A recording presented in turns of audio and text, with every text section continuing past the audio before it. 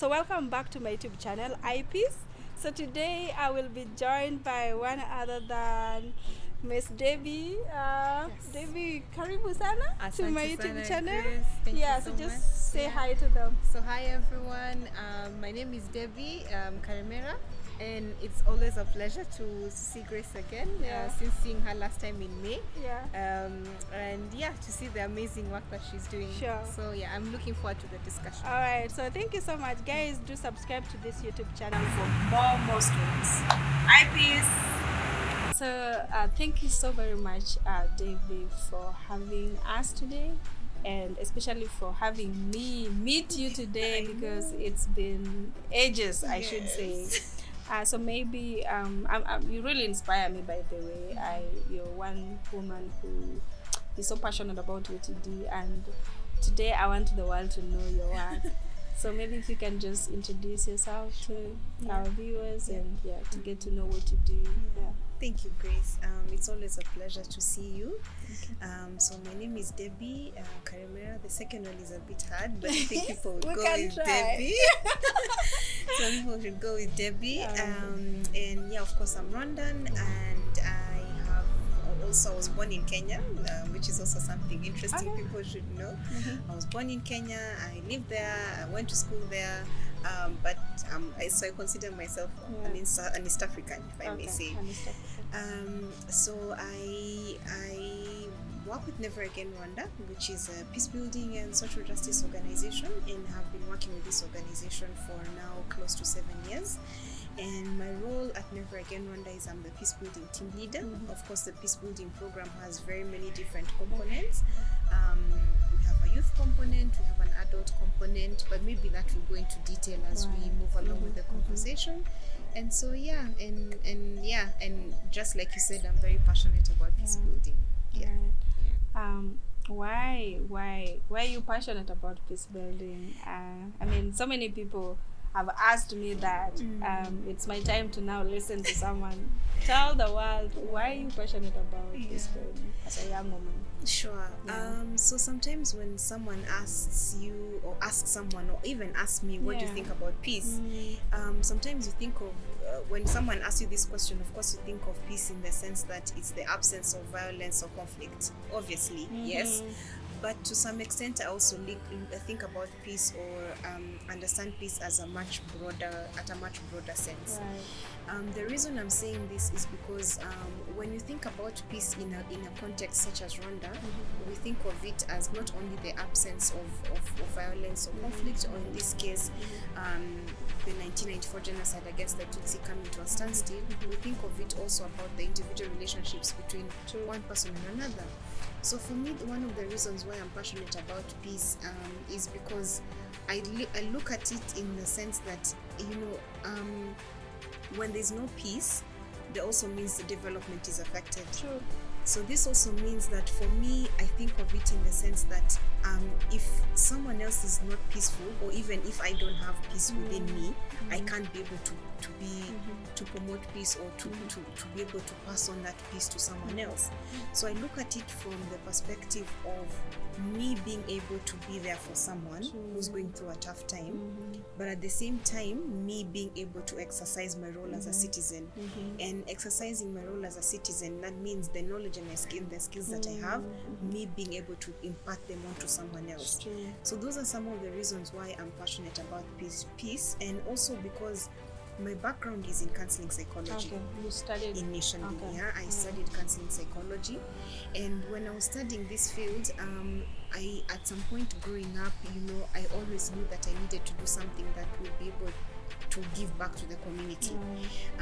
And giving back to the community is not only through maybe tangible things, but also through acts of service. And so that's how I ended up in this field.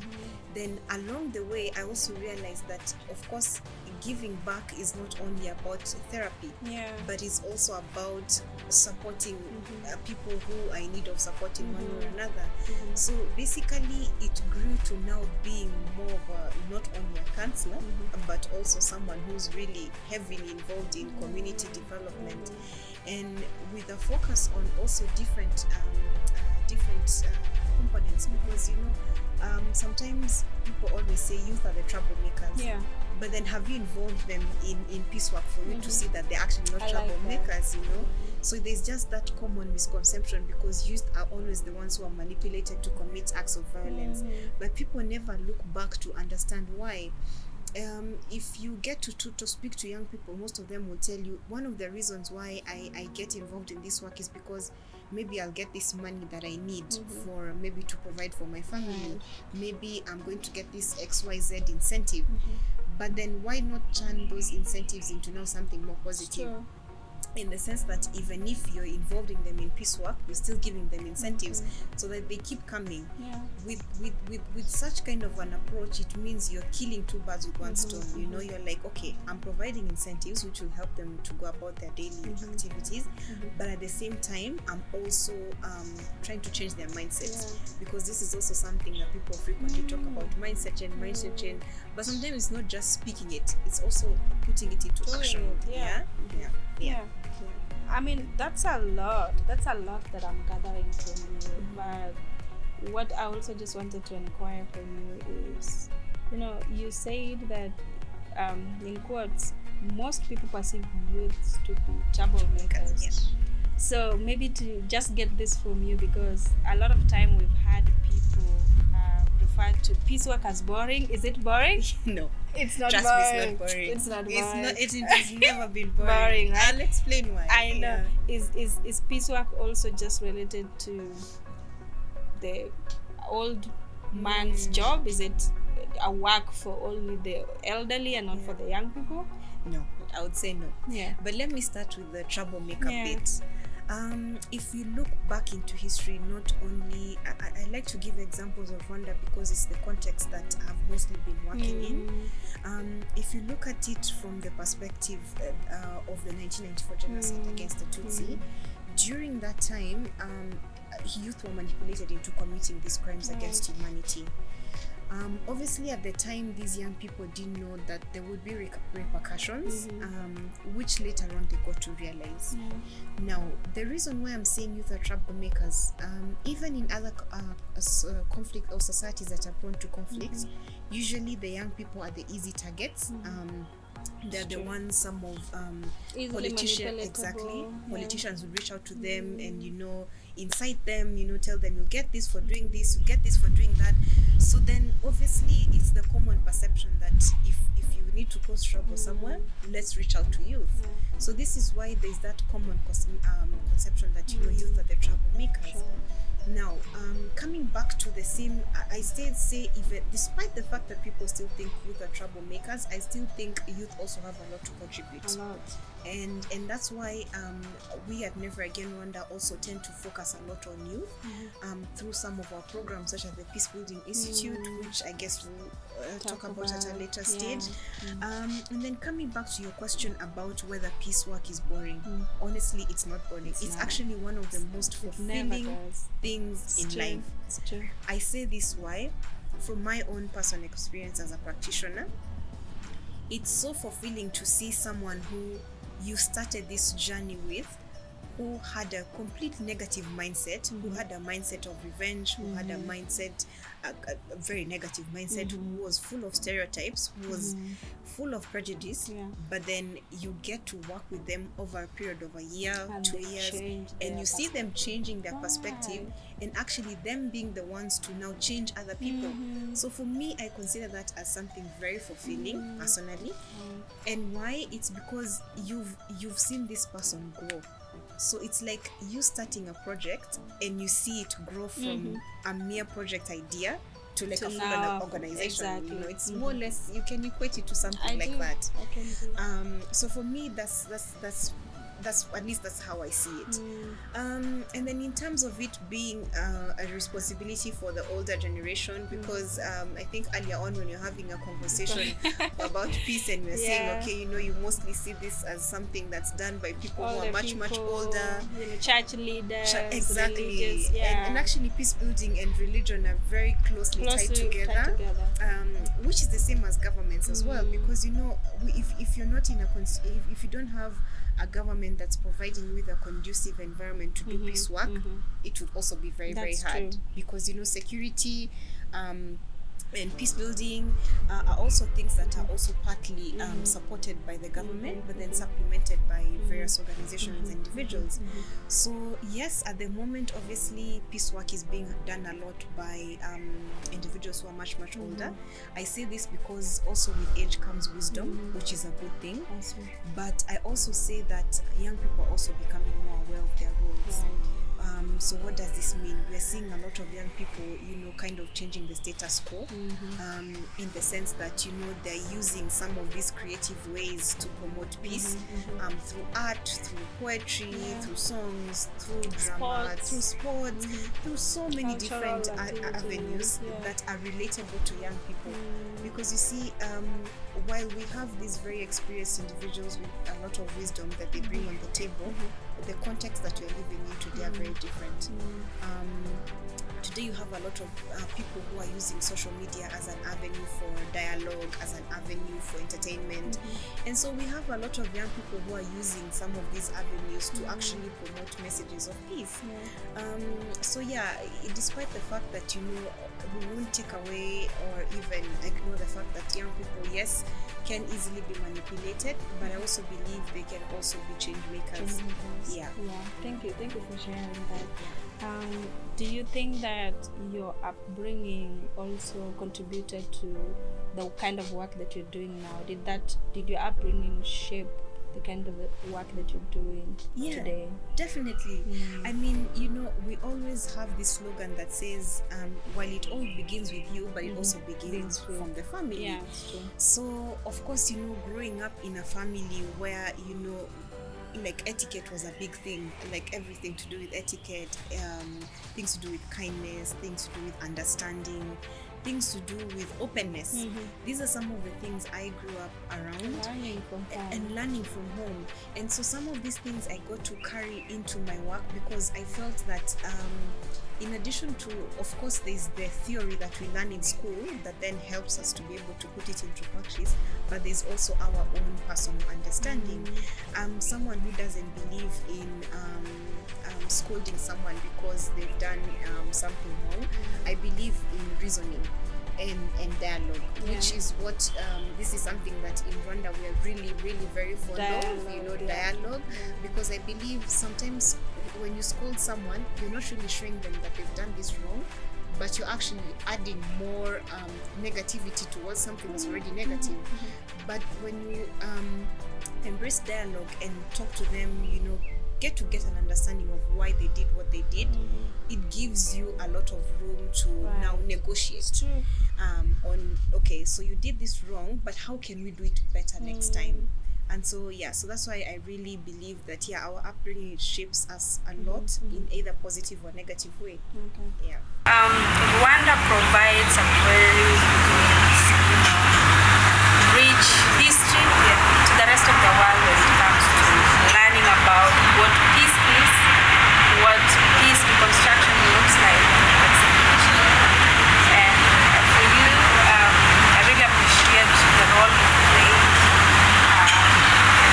your capacity as a young woman, especially in ensuring that you not only offer psychosocial support that you are certified for, but you're doing more than that. How has it been for you, right from the 1994 when that historical moment? Because for me, when I was in school, I think I learned about the 1994 genocide against the Tutsi while I was in, I think, Form 2, Form 3, and that was shallow, nothing really compared to what I'm able to see now, what I'm able to hear now and feel, because this is deeper than that was that we are able to see just on the pages. And it's something that for me I wish everyone else would come to Rwanda to learn about how things have been and the journey and all the efforts that the people have put forward. So growing up as a young woman especially, what has been your story like? That's a very interesting question. I mean, similarly, maybe instead of focusing more on inspired then, because I was also quite young at that time. And also, similarly to some Rwandans, some of us, those who are not in the country, some of us, our parents have already fled to neighboring countries, and so that's how we found like some of us growing up in different contexts. But coming back home, also looking into some of the aftermath of the genocide against the Tutsi. Of course, there were some of these traumatic experiences that really affected.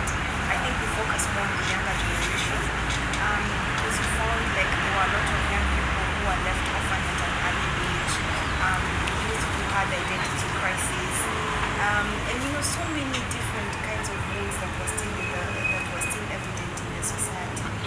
Now, coming back to your question, of course, in order to support this young generation that was severely affected by the 1994 genocide against the Tutsi, we had to also supplement the government, because the government was going to doing a lot of work around unity and reconciliation.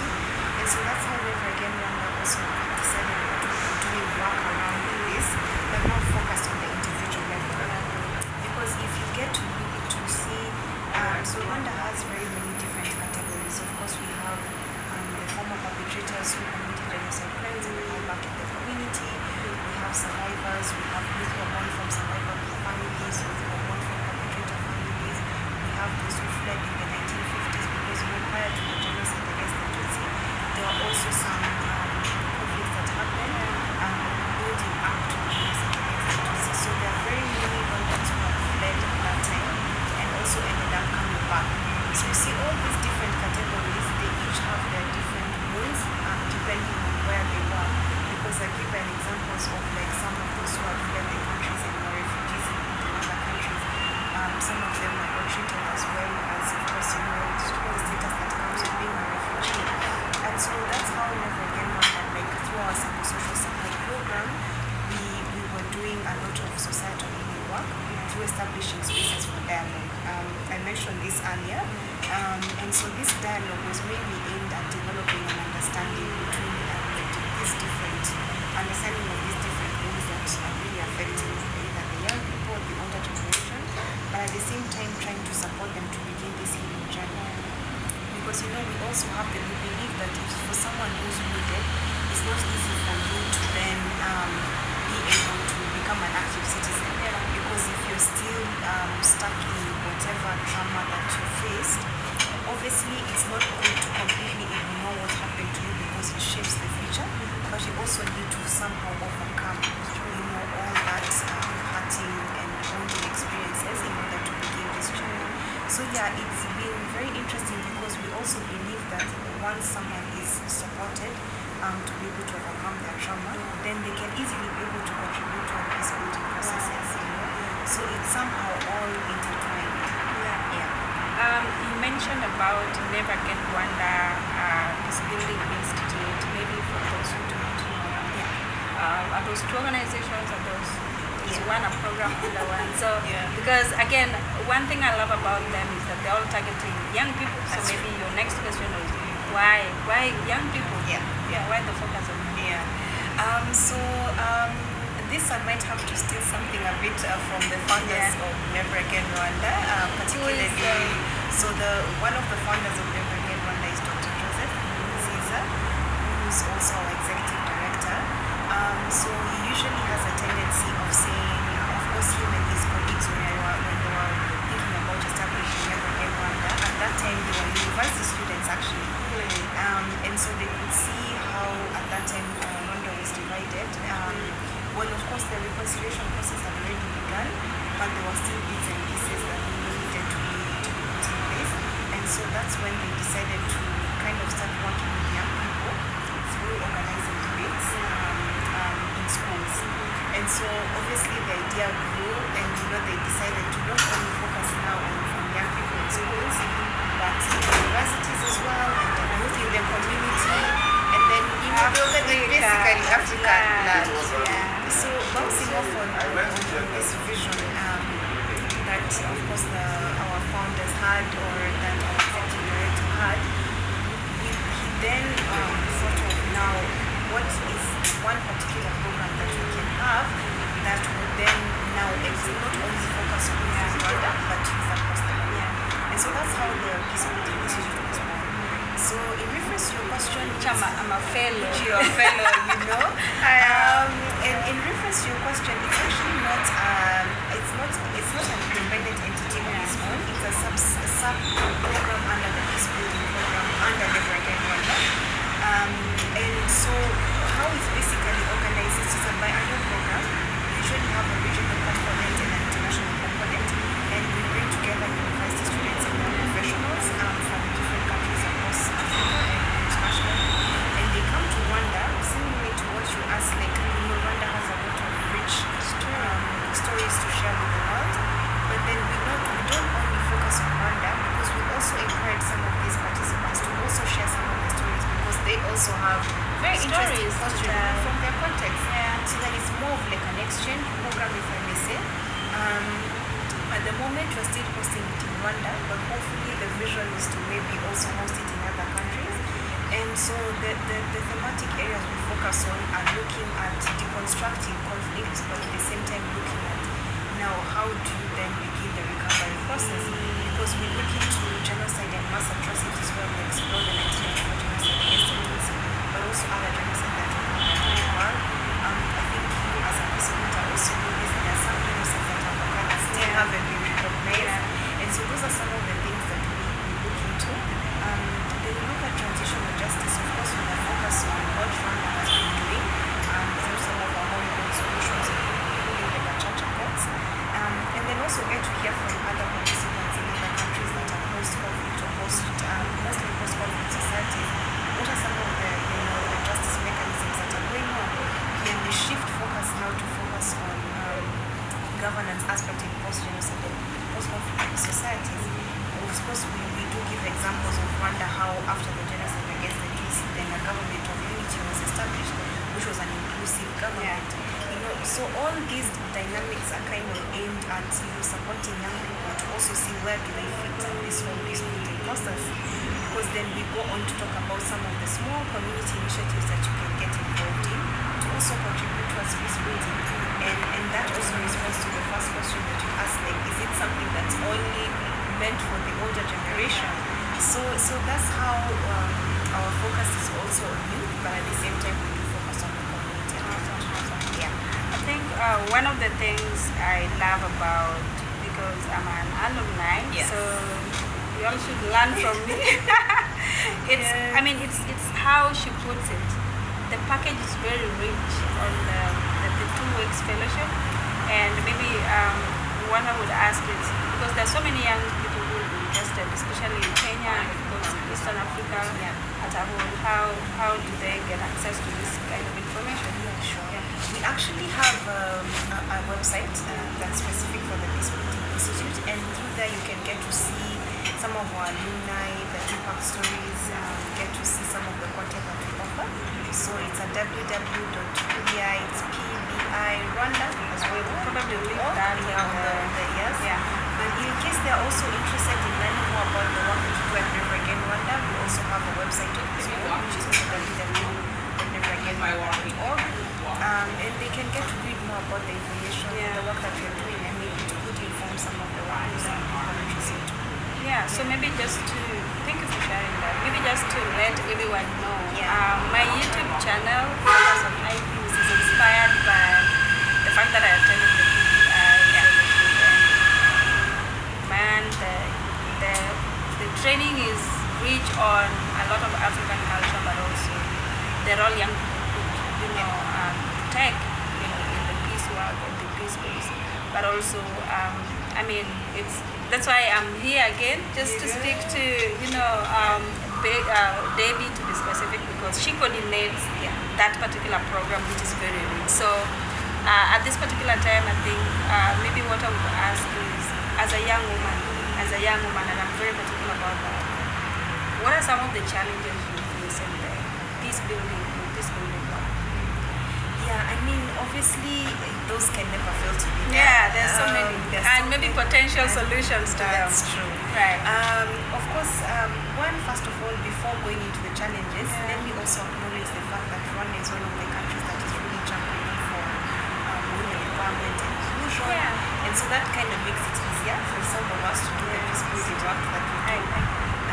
But of course, as a woman, it can also be challenging to be involved in this visibility work, especially when you're working with communities that are not very used to having women at the forefront, being the ones leading some of these initiatives. Of course, for me personally, I haven't faced that challenge, but I'm just saying this, as something that I know it happens. And of course, there's also that aspect of us as women, because we also have other domestic responsibilities, and sometimes it will also hinder you from reaching your fullest potential, which of course is something that we are slowly trying to deconstruct and see to ensure that regardless of having those responsibilities, but you can still be able to reach your full potential. In terms of solutions to address these challenges, I think it's all about the mindset. People should not all here. People should not think that something that a man can do, a woman cannot do. Obviously, there are certain, I always say, in terms of gender roles, sometimes there are things that that are potentially not meant for women, but women can do. So I think it's all about the mindset. People should learn to understand that, of course, women have made a lot of effort to be able to live. I myself included. Of course. We've made an effort to educate ourselves, but we can also be on this table where, mediation is being discussed, peace laws are being discussed, so that at least we can be able to bring also content to the table. And it should not only be about, thinking about the numbers, because sometimes when people think of gender mainstream, they say, okay, we need to have an equal number of men and women, but then what about the content that they're bringing on the table? So the other thing that I think a solution to potentially address some of these challenges is to do what you are doing, like bringing out stories of women involved in this work, so that the world can also get to know. And through that, I think it will clearly show that yes, it's something that women are capable of doing. A combination that yes, the women and and they be appreciated and their work documented for everyone else to have access to. What are your proudest moments as a young woman in this field? I think my proudest moment, it's something we also had a bit of an informal chat about, is seeing many young people like you, like going from not only attending the PBI and of course networking with your fellow youth, but then going on to become someone greater. Like I always get so much fulfillment. Of course, the fact that I'm affiliated to a particular organization, the credit would go to the organization, but even for me as someone working for the organization, I feel this sense of because you contributed towards that and in a larger scale. Exactly. So I get so much fulfillment in seeing how young people have gone on to develop their own initiatives and have gone on to become great people, because I believe most of you guys are destined for greatness. So I earlier on you said that you've lived in Kenya. So as we wind up on this particular beautiful conversation, I just want you to end up with anything you have to tell the viewers in Swahili. Okay. So yes, like I said earlier, I definitely consider myself an East African, because I was born and raised in Kenya, went to school in Kenya, have family in Kenya.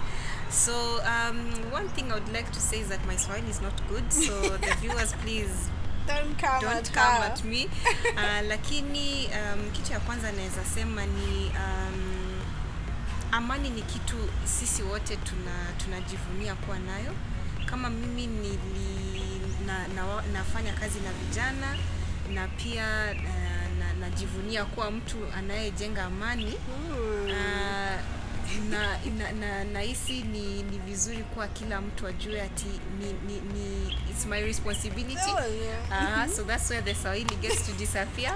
Lakini ni vizuri kwa kila mtu ajue ati si ati ni responsibility ya watu wakubwa peke yake, ama wale wanafanya kazi na NGOs ama serikali. Kila mtu ni responsibility yake, kwa sababu tukiongea mambo ya amani yanaanzia nyumbani. Pia nyumbani, hata kama ni kusaidia madada, mandugu ama wazazi, hiyo tayari umeanza kujenga amani. Alafu pia ni kushukuru kwa nimepata hii nafasi ya kuongea na kuambia kazi tunayofanya. Kwa hiyo kila mtu ajitahidi kuwa tu mtu mzuri, kwa sababu violence ama kuleta matatizo kama ni nchini, kama ni nyumbani, fasi yoyote, hakuna mtu inasaidia, ni wewe mwenyewe unajiumiza. And thank you. Ni kweli kabisa, asante sana. Your Swahili is better than mine. Everyone else will confirm. Kwa sababu siwezi maliza hii yote na Kiswahili, so I would say thank you so much. Makuru. Yes. I'm also learning a bit of Kinyarwanda. That's good. So thank you very much. Yeah, thank you, Grace. Thank you very much once again for being part of the bigger family of IPEACE, so we peace. So today has been amazing. Kindly subscribe to the YouTube channel. Kindly do comment on the comment section. Ask any question you have. And my guest today will be able to just respond to them. Kindly share this video and kindly like. So thank you very much, and IPEACE.